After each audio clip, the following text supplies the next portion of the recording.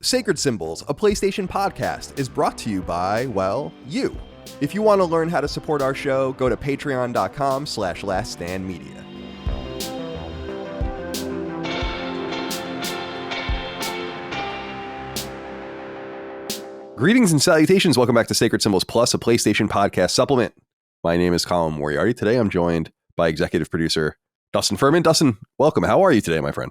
I'm doing pretty well. I am well. I was in Virginia this morning at my parents' house, did the 4.5-hour drive back home. It's always nice that first few hours back home. Just, I don't know, you probably feel this way more than I do even. There's a feeling just like it's nice to be back once you're gone. But I guess for you, you just don't leave at all. That's I just don't leave. So you just don't ever leave. So I don't ever leave my exact comfort zone. Even when I have to go to like family functions, I love my family. I love hanging out with them. But after a few hours, I'm like, I got to get out of here. I got to go back. You know, it's been fun. It's been real, but I have to head back. Well, it's good to see you, and I'm glad you had a good little visit with your parents. Yeah. I just finished up The Last of Us Part 1 a few days ago. Platinum that, and now playing Slay the Spire on my Backbone controller while I watch YouTube. Excellent. And I really like it. So we'll have more to say about that on the regular episode of Sacred Symbols. Of course, Chris will also be back for that. He is busy today. The reason he is unavailable for our discussion today is because this kind of state of play that we're going to discuss came out of nowhere. And it's not kind of a state of play. It is, in fact, a state of play. Yes. But it kind of came out of nowhere is really the way I should have probably positioned that. And so he had a scheduling conflict, but Dustin and I watched it. And I don't know. I have a hankering, I guess, Dustin, to do like a Sacred Symbols Plus that is like off the presses. We're going to put this right out after we record it. And it's been a while since we've done that. It's kind of just nice. I'm trying to wrap my arms around the idea of having some games to talk about, which is definitely fun. Yeah. Is it a little dramatic though? Is it a little dramatic? I mean, do we have no games to talk about? We have some games to talk about, but I feel like I'm a 20-year veteran of this industry. I feel like this is an unusually slow time that I never really remember before. Not only in terms of releases, which you could argue, but definitely in terms of notability of anything that's happening. Just boring. Doing the best I can. I feel like I'm fucking treading water over here sometimes. Right. Well, I feel like there's a lot of stuff pending. I keep seeing tweets of people compiling the 2023 list of games, and it's just going to be crazy as far as heinous. Spoiler casts next year are going to be all over the place. We're going to be doing probably multiple a month. So it'll be cool. Yeah, I'm excited about that too, because I love talking deeper about games. Of course, for the uninitiated, Sacred Symbols Plus twice a week, Patreon. This is where you're listening to it probably. I don't know if I'm going to even put this one live. And like I said, we're going to discuss the state of play that just happened. 10 games discussed, not all new announcements, some new announcements, some not, plus 2 additional items for 12, I think, total things to talk about. And we'll talk about them in sequence that they were discussed on the show. It took about 20 minutes to get through the entire thing. So we're talking about 2 minutes or less per game that they spent on the different products. Before we get into that, though, I want to ask you 2 questions. Number 1, what did you think about the state of play? And number 2, I would be curious to know, before we even get into them, you don't have to say any more than the titles, but I'd be curious to know what 3 games stood out to you. So talk to me about how they did and what 3 games stood out to you. I think that in some ways, this state of play felt like a necessary one for them, being that this is probably a lot of stuff that their partners want to show off at TGS. And so I think it was overall pretty solid, but I would have liked to have that one thing, that one kind of out of nowhere left field. And we didn't get that. And so I feel like, as we've talked about on the show, you have to set your expectations accordingly. This isn't a showcase. It's not a big blowout.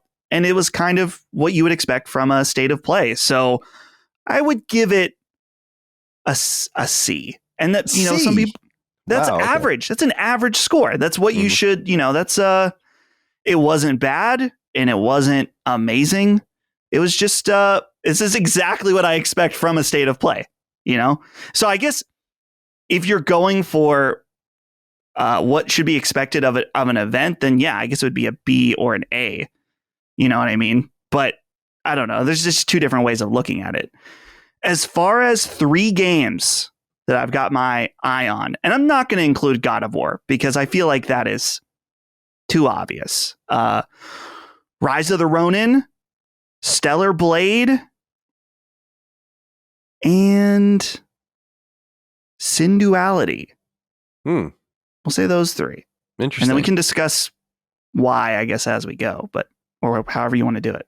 I won't answer either of those questions that I just asked you. No, I'm only kidding. I will. I will say I think you're off base with the C. I think that this is like a B plus kind of state of play. I thought this was very good. Here's the analogy I want to introduce about how I want to talk about this.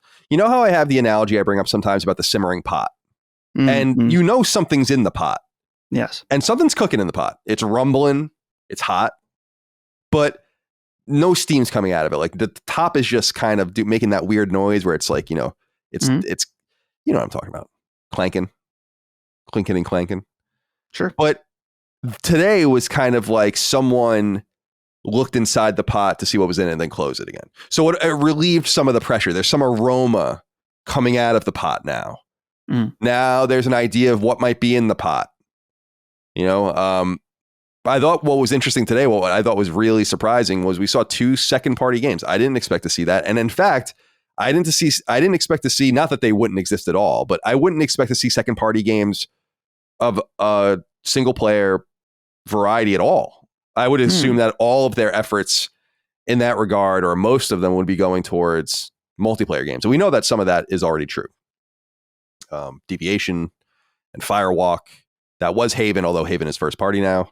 Some problems with Deviation, by the way. We'll talk about that on the next episode as well, since one of the founders has left the studio.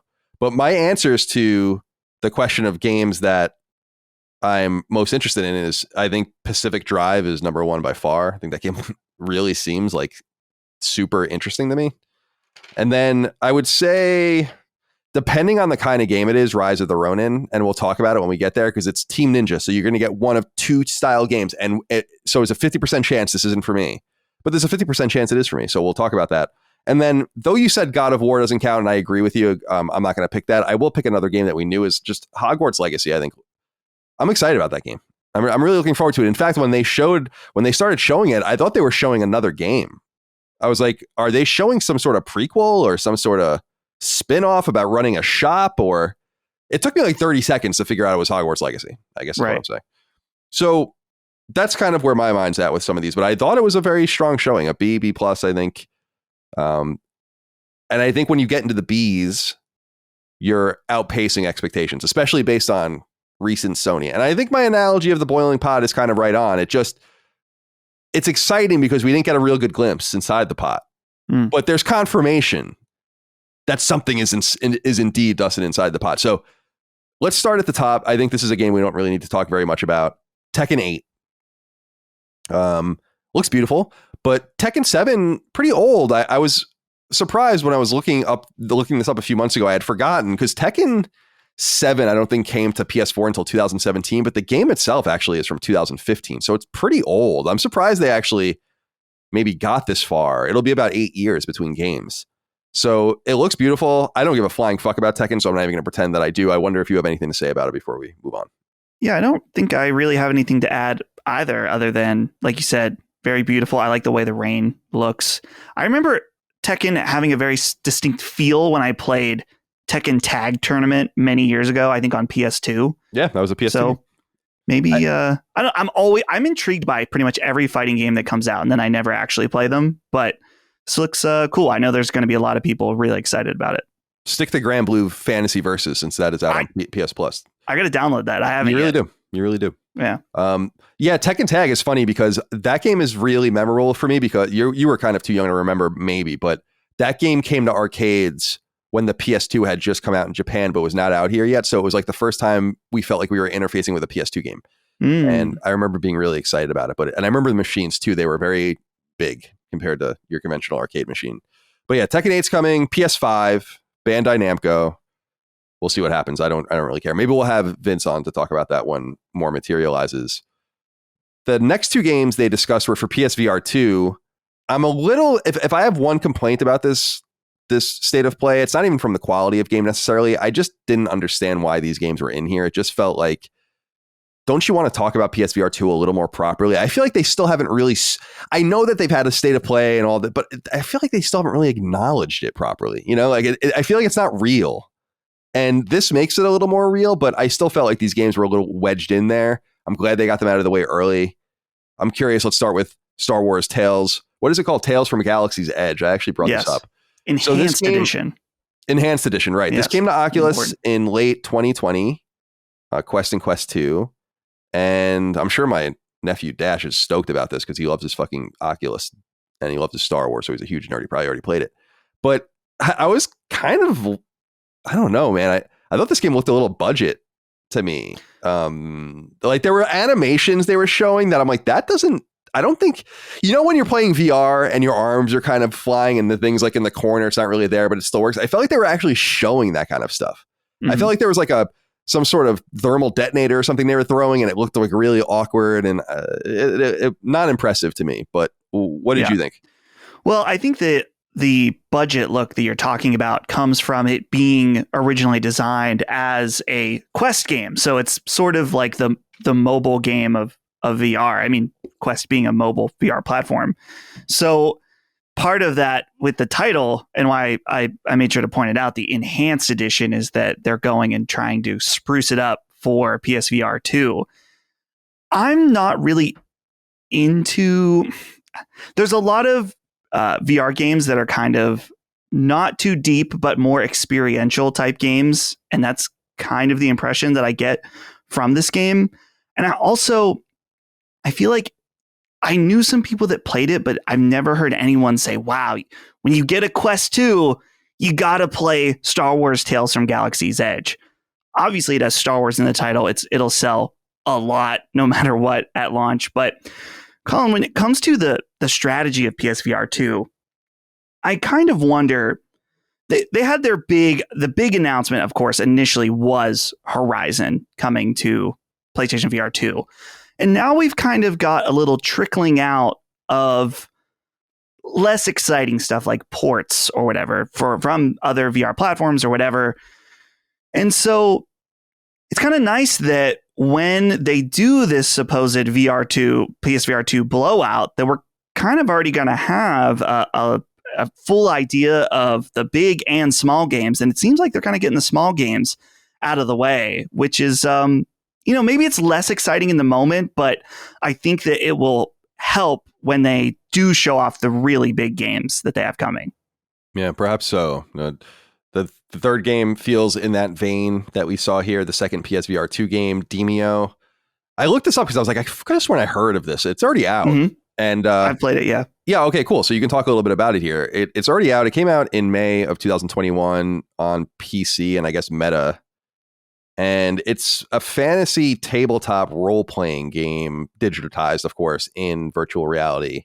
It looks cute enough. This is not what I'm looking for in my VR experiences at all. Although I must admit, I'm not really entirely sure what I'm looking for in my VR experiences, but it's certainly not this.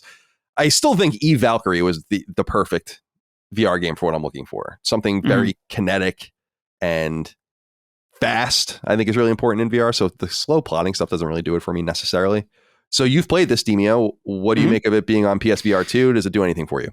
Yeah, I am excited about this because I think part of the reason why it's not necessarily calling to you, Colin, is that from my understanding, the big strength of this game is in its multiplayer. I have played it, but not as much as I would have liked to. I think I played it maybe one or two sessions with Ben and Lockmort, actually. We played it together. And it's one that I've been wanting to go back to because that experience I had was really fun. It's not what you would traditionally expect from a VR game because it is like you and these other players are sitting around a table and doing, it's almost like D&D, but not necessarily as creative, if you want to call it that. Like you're rolling dice. There's a grid on the table dealing with different enemies and cards and damage types and stuff like that. So it's nice because it's kind of a hop in, play around, hop out game. It's not necessarily like huge long campaigns. Very, like I said earlier, really focused on the social element of it. And to my understanding also is that it's not necessarily too like crazy hardcore when it comes to its RPG stuff. It can kind of be as difficult as you want it to be. So this is the perfect type of game to kind of, like I said earlier, fill out that roster of PSVR games. And especially, I think that when PSVR 2 comes out, a lot of people are going to be looking for these games that they maybe have heard of their friends playing on Quest 2 that have done well, and they just didn't want to get a Quest 2 and were waiting for PlayStation's answer. And so this is perfect. Something like this is the way to go, and something to play with friends. And I think it looks cool. I'm glad it's coming out. Maybe this will be my chance to like fully dive in when this comes to PSVR 2. Okay, so we did a PS5 game, 2 PSVR games. Now we get to a game that's going to come to both PS4 and PS5, but was actually originally released on PS3 and PS4, which is even more interesting. Back in 2014 in Japan only. That game was called Ryaga Gotoku Ishin or Ishin. I've always said Ishin, but I don't know. I always say everything wrong, so it's Ishin or Ishin. But Ryaga Gotoku, of course, is Like a Dragon in Japanese. It's a studio that makes these Yakuza games. This is a Yakuza spinoff. It's a pretty big deal because now we're getting into the real, I don't want to say obscure. I don't think anything's really obscure in the Yakuza franchise, but now we're getting into the almost to the bottom of getting everything out. I mean, this is also happening with Trails Trails from Heroes, whatever the fuck that series is called. That was on PSP and all that, and all those games are coming out, I think, starting this fall. So this game's coming, and it's getting renamed Like a Dragon Ishin or Ishin. And I'm looking up here, that word apparently means restoration in Japanese. So Sega will be publishing, of course. No release date yet, but first time in the West. Pretty big deal. I'm sure this is something that a lot of people are very excited about. I must admit, it looks really fun, but you know me, I'm not going to just eat around the edges. I need to start with the original Yakuza games before I get any further. So talk to me about if you have any feelings about Like a Dragon Ishin. Yeah, more and more I feel like Yakuza feels like everything that I would love in a game. Wacky Japanese stuff, but also having a really strong story. And I think that this whole concept or idea behind this game is really neat, in that, to my understanding, the main character of this game it's almost like a fan fiction, but not lame. Like, it's the same character, but instead it's in this old feudal Japan, and it has a lot of characters from the normal Yakuza series. And so it's kind of cool just to take that idea that it's like almost like, what if Kratos was in a cyberpunk world or something? You know what I mean? Like, just completely transporting the idea, but making it totally new and different. And so it's cool to see this game finally come over to the West. Obviously, it just shows that Yakuza, it's weird. This Yakuza's been around for so long. I mean, since the PS2 era. Yeah, but almost 20 years now. I think it's 16, maybe 17 years. You have to imagine that at some point Sega maybe questioned whether or not it was worth it to keep releasing them in the US, just because they were never kind of big breakout games. Maybe I'm wrong about that, but they stuck to it. And then with Yakuza 0, it seemed like the gates were blown open, and now Yakuza is totally huge here. So it's cool to see these side games coming out. Yeah, I will be interested to see what Chris has to say about this when we talk about some of these games again on the regular episode of Sacred Symbols. It's worth noting it'll be in Unreal Engine 4, so they're moving engines to make the game more modern. And apparently there's going to be a Yakuza-centric stream imminently for, I guess, maybe more details about some of the games that are coming out. All right, the fifth game we saw was Hogwarts Legacy. And this was, as I said, nice to see. They showed the Haunted Hogsmeade PlayStation exclusive quest. The game, of course, comes to PS5. Does it come to PS4 too? I think it might be only PS5. No, I think it does. Oh, does it? Yeah, February. Yeah. That would make sense, I guess. February 10th, 2023. So we already know that. You can pre-order the game now.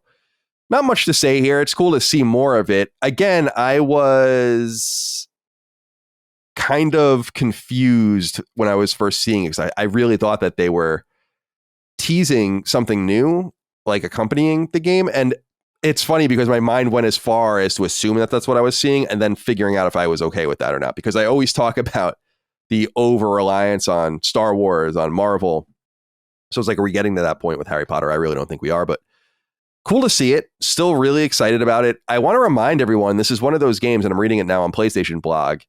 if you get the digital deluxe edition, you can start playing the game 3 days early. And there is an upgrade in the digital cross-gen version as well. So you can get it from the PS4 to PS5 version. So February 10th, so you can start playing it February 7th. I think I might do that when the time comes. And actually, the audience for Knockback, our retro nostalgia podcast I do with my brother, they voted last month, as they do each month, for topics for us to cover. And they voted for us to do the first book, which I'm excited to get into because I have not read it since I was a youth. Do you have anything to say about Hogwarts Legacy before we move on? Let's make a fun prediction, Colin. Sure. How long will the exclusive quest be? An hour, maybe. An hour? Yeah, I think it'll be like a series of, they built this environment out. They did the voice acting. I don't think it's going to be just something throwaway. Maybe it'll be like an arc of 3 side quests or something like that. Yeah. Okay. Yeah. What do you think? I want to say half hour to 45 minutes. Okay, a little less. But a little less. I guess I'll lock in and say 30. Just to give us some space to see who wins. But yeah, we'll check in on that. Because sometimes these exclusive quests or whatever that they build up end up just being basically nothing that is purely just marketing to try to get you to buy it on a certain platform. So who knows? Hopefully it's more extensive though, but hard to say. All right, finally we get into the game I think is most interesting here. It's Pacific Drive. This game looks fucking awesome. I must say I've never seen or heard of anything like this before. It's a survival driver kind of game where you're in a car going from place to place. And I was reading a little bit about it. I don't know. Have you read anything about this game after it was announced? Allow me to tell you guys what the game's about, because I think this is super dope. And it's kind of hinted at in the opening shot when they show the gas and it's 13 cents. So it says in part on the PlayStation blog, quote, in 1955, the United States government seized a region of the Pacific Northwest by eminent domain. The Olympic Peninsula became the staging ground for promising new technologies, but these utopian creations came at great cost: severe radiation, environmental collapse, and supernatural horrors. The government walled off the area and established the Olympic exclusion zone. What happened inside was never disclosed. Rumors and stories about the zone run rampant, compelling you to go further and explore its perimeter. Your plans go awry and now you're stuck inside. You don't know it yet, but the only way out is through. You find a barely running station wagon deep in the woods, miraculously unlocked and able to make the trip down to the hill and to the valley. Here you come across an abandoned auto shop, which becomes your base of operations, where you safely repair and improve your car between runs. Do your best to survive, solve mysteries, and search for a way out, or become part of the ongoing legend of the zone. End quote. Game sounds great. I mean, that's a fucking awesome idea. Love it. It's got all the Colin hallmarks. Post-apocalyptic United States, the government's involved, supernatural shit, otherworldly shit. I was surprised to not hear you bring this up in the 3 games that you thought were most, that you might, I don't know, I loosely put it, you were most excited about or most interested in, because this is the one that really, really stood out to me. And it comes from Ironwood Studios, brand new team. So we don't know what they're made of yet, but this game has been in development apparently since 2019. It comes to PlayStation 5 in 2023. Count me in. My only hope is that you don't have to play it in first person. And I assume you don't. I assume they're showing that to give you the idea that this is gameplay. But my hope is that you have to play it in third person, because first person driving, as I was reminded in Cyberpunk, can't do it. Right. Talk to me about Pacific Drive. Yeah. Well, that synopsis that you just read me sounds really, really cool. And I am intrigued by this game for sure. I'm curious about this idea of like you said, the open world, or the driving survival, first person driving survival game. That's how they described it. The only negative thing to me, which this is just minor, is that I'm a little bored of this style or aesthetic of graphics. It reminds me of like Firewatch, kind of like the we'll call it the double I indie, right? That yeah, it's, okay, it's, sure. You know what I mean? Where it's kind of more simple, but not too simple, but it's not trying to go for photorealism. I'm not saying it looks bad at all. And I think that there's a lot of actually interesting aspects going for it. Specifically, I was most intrigued by the look of the car in like the different gadgets and heads up and stuff on the car. It looks really neat. So for me, the thing I think is most interesting is the same thing as you, where it's all about the story. Sounds cool. It kind of reminds me of Annihilation, that awesome movie that I've talked about before on the show, which is like about this like a weird area where supernatural stuff happens. So definitely want to keep your eye on. Now, first game from the studio. Do we know, is there any like special or like names of devs or stuff or anything like that? I didn't actually look. Let's see. Ironwood Studios, so Seattle. So you might expect some Bungie, maybe Sucker Punch. Let's see. Our team. Founder and creative director is Alexander Draycott. Now let's cross-reference. Alexander Draycott, Moby Games. Look at that. Where did he come from? Sucker Punch, like I said. He worked on Infamous as a environment artist. He also worked on PlanetSide 2, and he worked on Lawbreakers, which was the ill-fated Cliffy B game. So he's the founder. The producer is Alyssa Askew. Let's see. Alyssa Askew, Moby Games. Nope, nothing for her as producer. Seth Rosen, lead game designer. This is the last one. Seth Rosen, Moby Games. He was a designer on BioShock Infinite, Mafia 3. And yeah, that's about it. He seems like he might have worked on Don't Starve as well. Clay, I think those guys are in Seattle as well. So yeah, it seems like they're gathering some Seattle-based talent. I'm excited. Doesn't matter to me. I mean, I've stopped reporting on, I don't know if people have noticed on Sacred Symbols when there's like random studio announcements, like this new studio came out and this guy and this guy and this guy. I used to talk about those, but I've stopped because I feel like it doesn't matter. It's just all hype until you show me what you got. And I think this game looks very promising. Very, very promising indeed. All right. 6A. Pacific Drive 06, but 6A I would call PlayStation Stars. This is one of the two non-game related things they showed. It's good to see Grace Chen. She's been at Sony forever. She's a really nice lady. And it's cool. PlayStation Stars is right around the corner. It's going to start rolling out in the next few weeks in Asia, but then in early to mid-October, it'll start rolling out in the rest of the West. This is some sort of loyalty program. I still feel like details are scarce on exactly how this is going to work. They're not showing NFTs, and I hate to even introduce that term into this because they're not showing that, but I know people are going to say that that is what this is. And my big confusion here, Dustin, is simply they showed like some stuff. They showed like an ape escape thing and this and that. And my only question was, where did these go? Like, what am I going to do with these? Is PlayStation Home coming back? We've long hypothesized that, or is there going to be some sort of update to PS4 and PS5 where there's going to be some sort of cabinet? I'm a little confused by that. So what did you think about seeing PlayStation Stars and them kind of showcasing it? Well, I feel like the models that they showed off at least look very good. It's not some kind of like flat image or something like that, which I didn't expect it to be bad or anything. But no, the big thing is exactly what you said, is that where are these going to go? It almost felt like a queue up to an announcement of a PlayStation Home, or even if they just showed a display case, like a 3D model display case, and then you can click on this in your PlayStation menu, and then you can go and view your different collectibles. That'd be cool. But I find the lack of explanation somewhat suspicious, just in that there's more here that meets the eye. Well, I got an answer here because the PlayStation blog just updated with this. Oh, nice. Once you've earned collectibles, quote, once you've earned collectibles, you can arrange them in a virtual display case within the PlayStation app.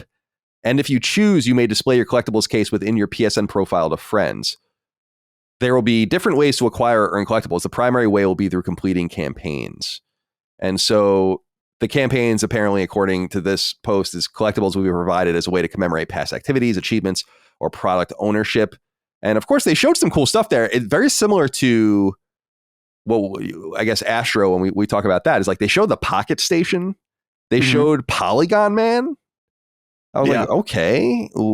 So we're getting real deep into the weeds here. That's pretty neat. I wouldn't mind getting those. My only hope is that these are equitable kind of things that don't require specific games or specific modes of play. In other words, I don't want to play online. I don't want to have to download Call of Duty and play it this weekend. I don't want to do it. It should be something that is achievable no matter how you'd like to play. And I don't know how they're going to balance that, because it's going to piss me off when it's like, you got to play Infamous Second Son on January 2nd. And that's the only way you're going to get. And I'm like, I don't know. That's not fun to me. That's what's fun about trophies to me, is that for the most part, they're not tied to anything unless they're multiplayer trophies. Colin, here's another line from that PlayStation blog post that says, one of our first campaigns is Hit Play 1994, where members who correctly launch games that match song-based clues receive a special collectible.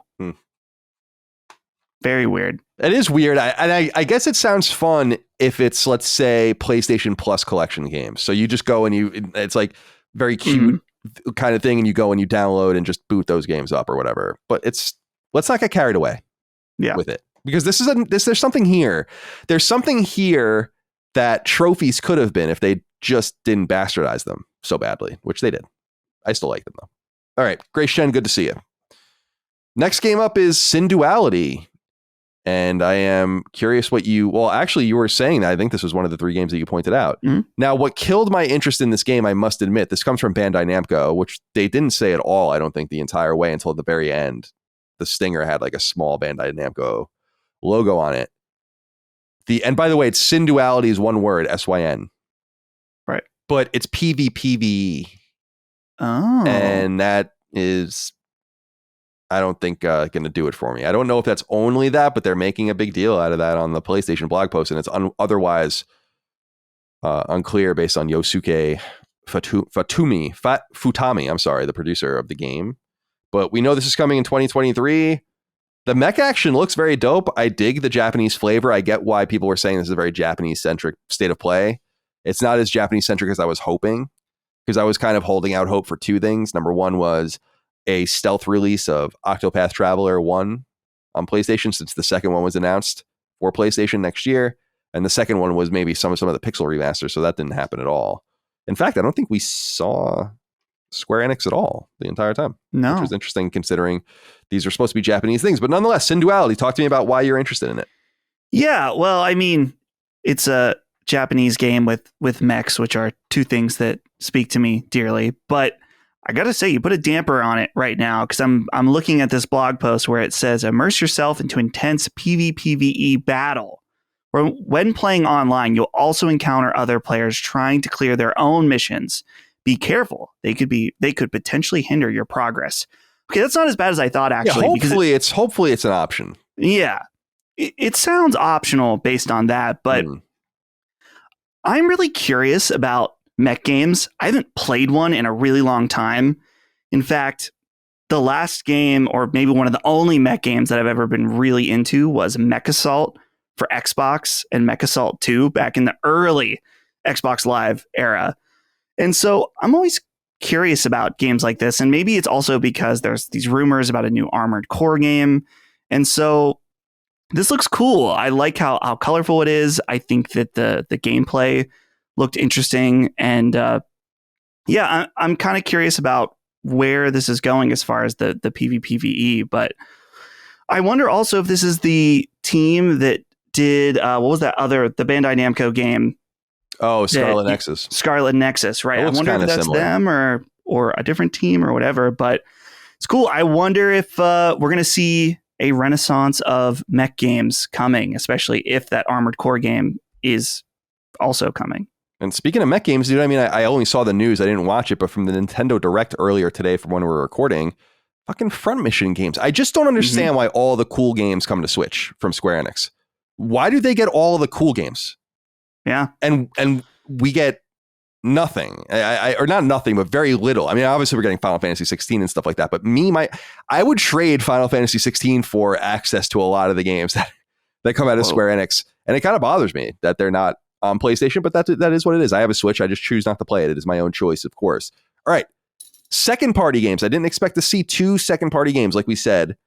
And as far as I know, this next one, which is Stellar Blade, which I think you mentioned again is one of the games you thought looked maybe most promising here.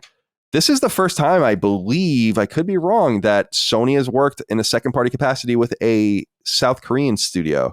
And the team is Shift Up. They are known for a mobile game over there. I think it's called Destiny Child, which is fucking hysterical. But this particular game reminds me a lot of Bayonetta. I don't know how else to explain it.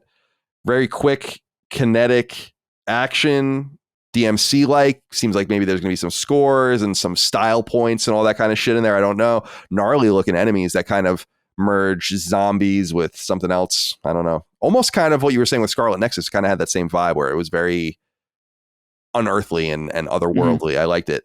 This game does look cool, but I'm not.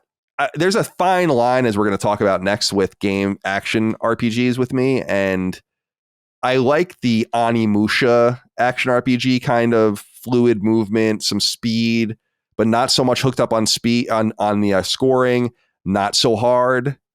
And so I'm wondering what kind of game it is. That's really going to be a big determining factor. But I loved the old man around with the books and all that. Very cool designs. The character Eve, she's got a butt.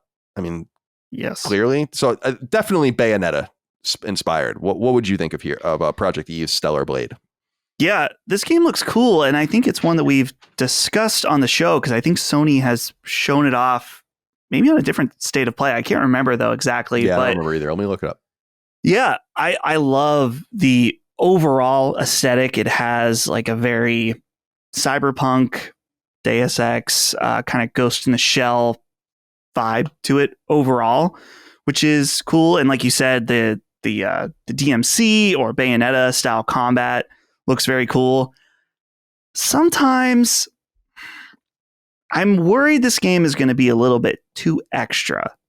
And what I mean by that is that some of the previous trailers, they always say the Japanese go too hard with the jiggle physics, but maybe in this case, it's the South Koreans are pushing the jiggle physics, that slider up a little too high. And it gets to a point where it almost feels uncomfortable in some ways. Like if you're playing in your living room and you're like, someone walks in and she's like, hey, I'm not a pervert, I swear. But, this game, it looks cool. I'm really curious about the story overall.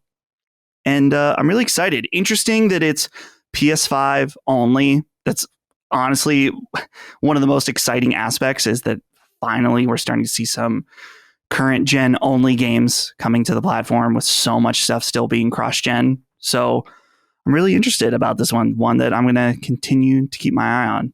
Yeah, I didn't remember this, but you're absolutely right that this was shown at a state of play in 2021. Okay. So, and it originally was, I was reading a little bit about it. It was supposed to come to last gen consoles as well, but I guess they might have cut that out wisely since so much time has passed. And I don't know why anyone would be playing their PS4 anymore, unless you can't find a PS5, of course, which I know is a problem for many of you. Okay, the next game, number 9, is Rise of the Ronin. This is a 2024 PlayStation 5 console exclusive, second party Sony published game. And it comes from Team Ninja and Koei Tecmo. Interesting to see. Koei Tecmo is working with everyone. I mean, they've always been that way, but they're again announcing. Didn't Omega Force just announce that they were doing something with someone random a couple days ago? One of their games is coming to Game Pass at launch. I think that was in the Xbox showcase. So good for them. They're getting around. And of course, they have a long relationship with a lot of different publishers. Ninja Gaiden, during its revival era, was on Xbox only for the time. That's Wolong Fallen Dynasty. Wolong, right. Is that actually might be Xbox and PC? I can't remember if it's coming to I think that game's coming to everything. Okay. As far as I remember. But my problem with this Rise of the Ronin game is it's not a problem. It's just a question. What kind of game is this? It's from Ninja Theory. So I'm sorry, Team Ninja. So it can be one of two kinds of games. It's either like Neo or it's like Ninja Gaiden, and they're not the same. And if it's more like Neo, I'm not going to be able to do it. If it's more like Ninja Gaiden, I'll be able to do it. I love Ninja Gaiden. So that is a really huge determining factor. I love the era of West forcibly opening Japan in the 19th century. I'm pretty sure Commodore Perry was shown smoking a cigar. I'm pretty sure that's who that was. And which I was like, that's super awesome. He, of course, was the guy, Gunboat Diplomacy, the guy that broke open Japan for better or for worse. So I like what I'm looking at. I just don't know what I'm looking at. And so until I have more on that, I'm going to temper my expectations. What did you think of Rise of the Ronin?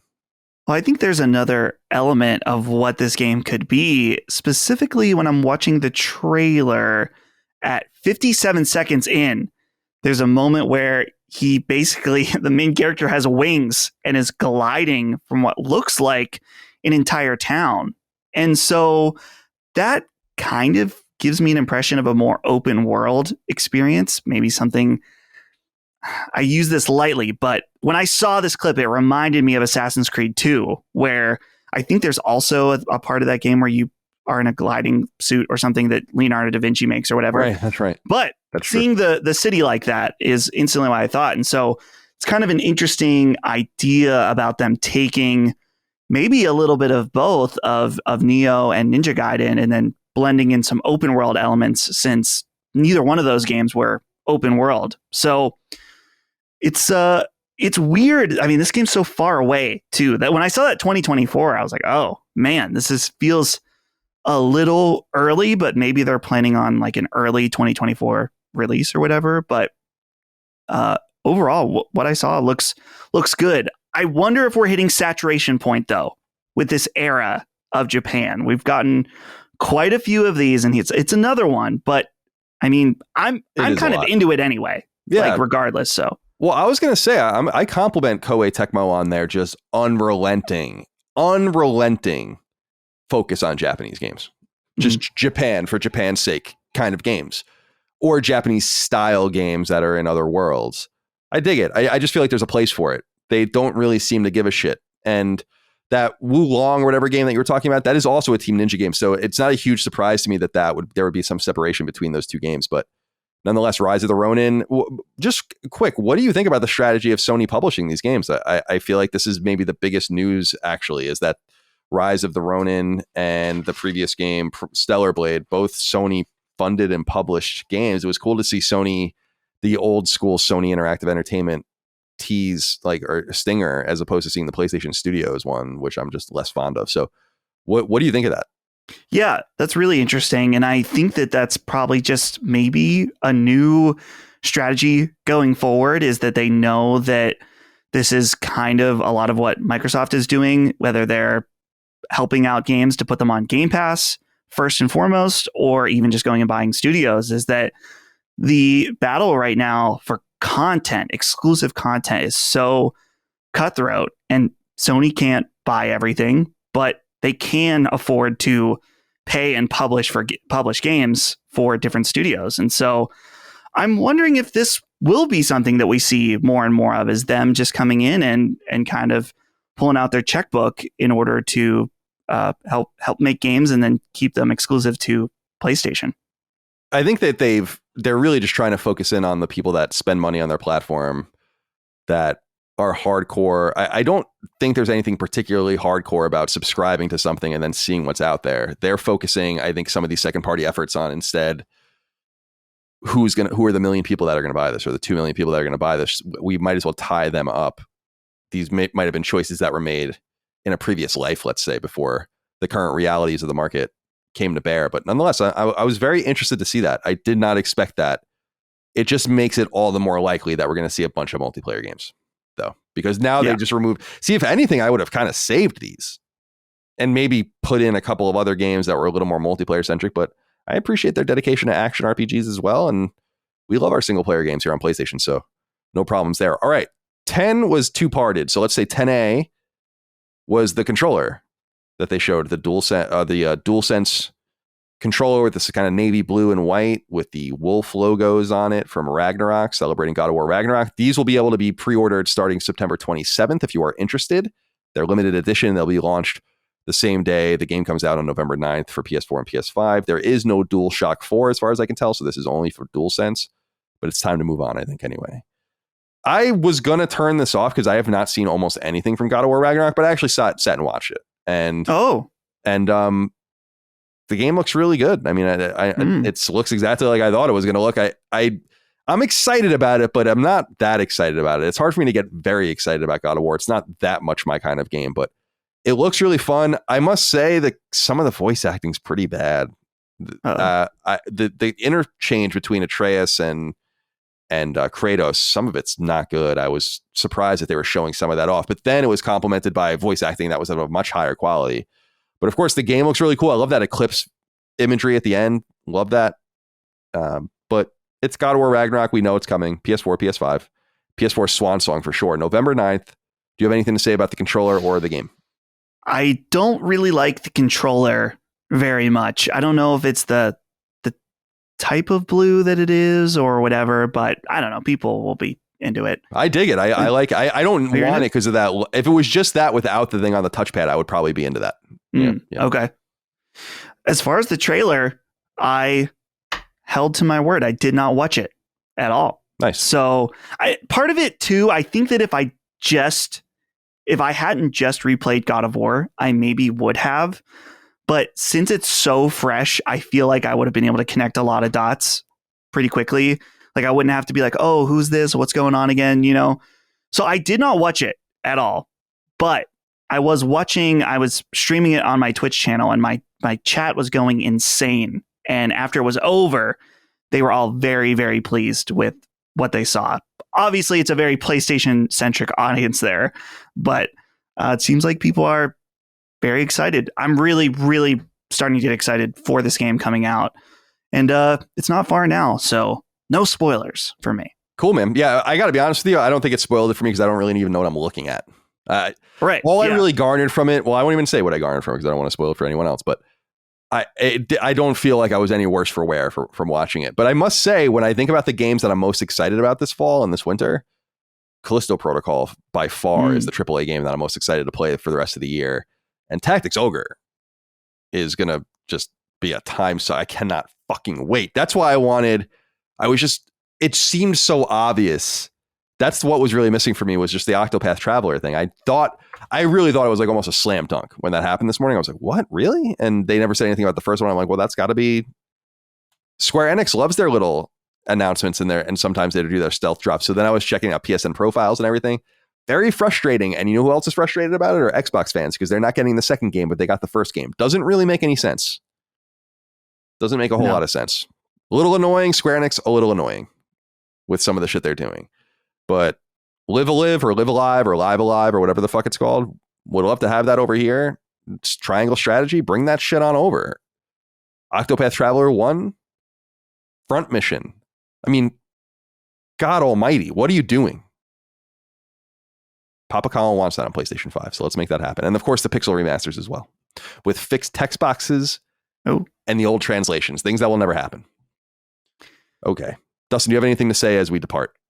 Yeah, I'm curious if I don't know. We talked about on Sacred Symbols last week about the possibility of Konami being here in some way, whether it be Suikoden or the rumors about a Silent Hill. So I wonder if, I think someone made a tweet somewhere that it was possible, but the teams weren't ready. There was supposed to be one more thing that wasn't quite delivered in time. So I wonder if that's still on the horizon, or if, let's say, if it is Konami. Remember, they were supposed to have a E3 press conference and decided to not do it that was like a year or two ago. So something's going on there. Where there's smoke, there is fire. Well, there'll be a TGS. Remember, Suikoden is going to almost certainly be a TGS. Oh, right. Yeah. And so there is, I totally agree with you. The other thing that I thought might have been there was Kojima. Yeah. I thought it feels a little small for Kojima, but I don't know if Sony's ever going to do showcases again. Like, I don't know if that's ever going to happen again. That's what I was about to ask you. Yeah. Is that, do we still have a showcase on the horizon? I don't know. This might be them just, again, releasing the Steam and saying this is really it. I mean, maybe one more.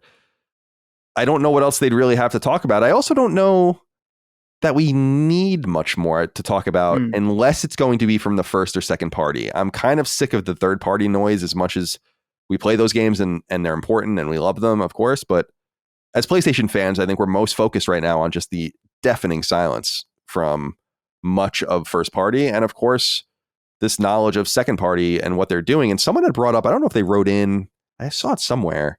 Maybe it was on Discord. Someone had said, Jim Ryan last year had said something like there's 25 games in development. So we really should try to figure out which ones we know about or try to associate that number with products. And of course, also realize that some of those games are out, and then some games have also been greenlit since then as well. So it's a very exciting time, but I don't know. I don't know if I'm wondering if we're just permanently past the era of ever getting like someone on stage talking about PlayStation games. And I'm okay with that. But if that's the case, then we have to kind of calibrate or recalibrate our expectations for what's possible at these events. And it's funny, man, you were bringing up Konami and this rumor that maybe they weren't ready to go, which is possible. And that kind of satiates this notion I had, which is God of War felt kind of out of place. When they showed that at the end, and they kind of cock teased because they showed it and then they showed the controller, and I was like, oh, thank God they're not going to fucking end with God of War. Thank God. You know, they're just showing the controller, but then they did end with it, and I was like, yeah, seems a little weird, especially for the tenor you were developing to end with a AAA first party Western game. Seems like something else might have gone there. So we'll see. Yeah. I wonder about the showcase thing, man. You got to wonder if maybe Sony's approach is maybe starting to become more Nintendo-like, in that Nintendo really waits until they get their big blockbuster title out before they want to start putting other ideas in people's minds. Splatoon, their most hyped game probably for this holiday season, came out Friday. Within just a few days later, they have a Nintendo Direct. So on one hand, they have a huge game coming out, Sony, with God of War. Why divert attention right now? Maybe they'll if they were to do a showcase, I'm kind of wondering now if it wouldn't be until after God of War, and maybe even early in January. I think they have to do some kind of blowout for PSVR 2. Maybe that's the move. That's true. Is that they do a big blowout, maybe in January, that has all the big games, and they say, hey, this is the pre-order day, and get people really hyped all at once, so they just pre-order it without thinking, and a release in March, something like that. So it's a different time though now, for sure. Yeah, it's hard to say, and it's hard to even know what matters. We think some of these things matter, and I think that they just look at it and like, none of this matters. And then I don't want to say none of it, but they see where the money's coming from, where the bread is being buttered, and it was nice to see so much single player content, considering what I think is around the corner. But nonetheless, it was fun to talk to you, Dustin, about this. Yeah. State of Play. We'll get this published right away, so you guys are hearing it, mere moments, hours after we recorded. But we'll discuss most of this stuff again in deeper and with some hindsight, perhaps, and maybe some new interviews and whatever. I don't know, when we record the regular episode in a couple of days. I assume we'll get into. I want to talk about Pacific Drive again, and we'll talk about some of these second party games and get Chris's take on God of War, Hookshot and God of War, and all the rest. But thank you for your love, kindness, and support of all things Sacred Symbols, Last Stand, and all the rest. We'll see you next time for Sacred Symbols Plus, etc. Until then, goodbye. See ya. Sacred Symbols, a PlayStation podcast, is a product and trademark of Last Stand Media and Colin's Last Stand LLC, and is proudly recorded in the USA. The show was conceived by, is written by, and is directed by me, Colin Moriarty. My co-hosts are Chris Raygun Maldonado and Dustin Furman. The show is produced by executive producer Dustin Furman. It's edited by associate producer Ben Smith. All of Last Stand's theme music is by my best friend, Ramon Narvaez. As you know, all of Last Stand shows, including Sacred Symbols, are fan-funded on Patreon at patreon.com/laststandmedia. The following names are at the producer level on Patreon, our highest tier, and we're grateful for your thoughtful and kind contributions to our independent endeavor. Thank you.